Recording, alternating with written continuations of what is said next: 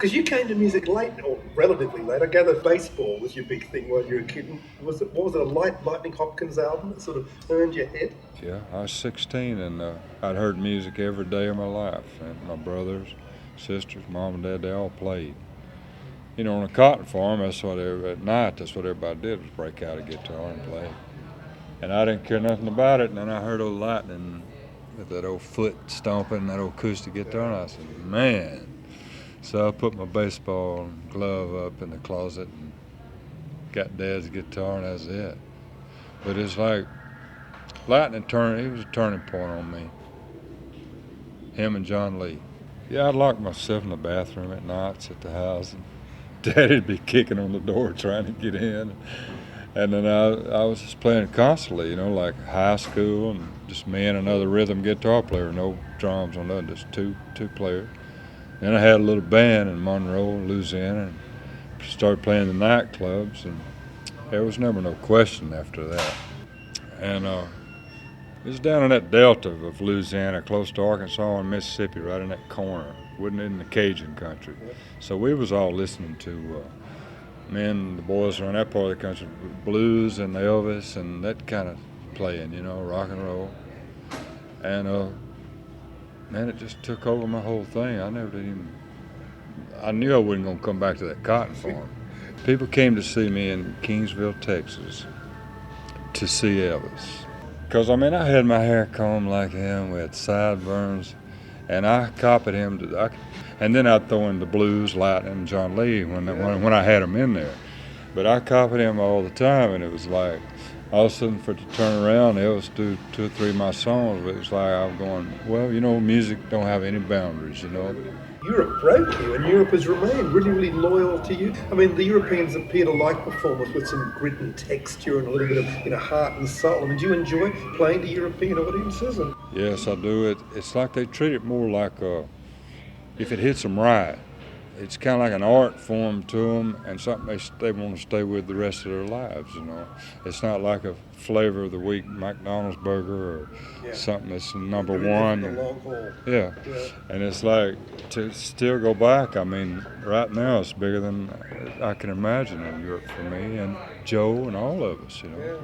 And even over here in Australia, it's like people seem to really care about the thing. I mean, like going to a radio station with acoustic guitar and playing live.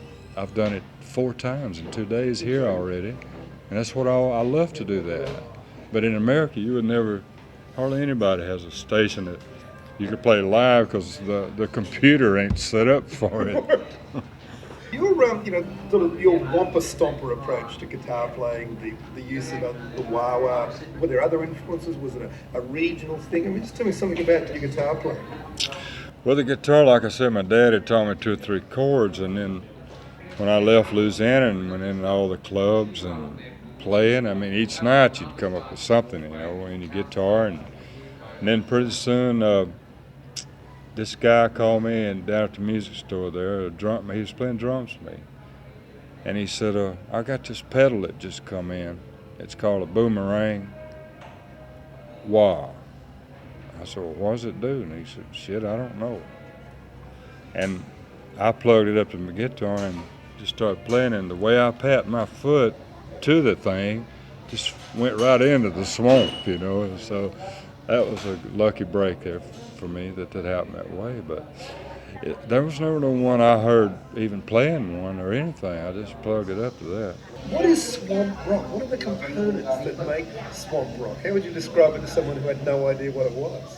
If I was going to try to describe it to the way it hits people, I'd say it's blues with a beat that makes a lot of people dance and get really wild and make moves with their bodies that they don't usually make, you know, because these 2 in Texas, man, we'd be playing, it's just me and my drummer, which that's still the way it is on stage.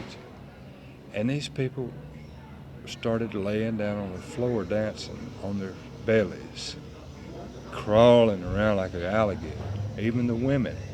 And it was like you'd look out there and be like 100 people on their stomach, and they'd jump up and go into another weird thing. And you'd just be playing what you knew how to play, you know. So I'd say it's blues with a beat, you know. It's primitive and it makes people want to have contact with someone, you know. You know, be close to somebody or touch somebody or do something. And then sometimes a slow ballad or something and make them pull together into a slow dance. But swamp rock moves and sweats and steams, you know. That's a good description for it.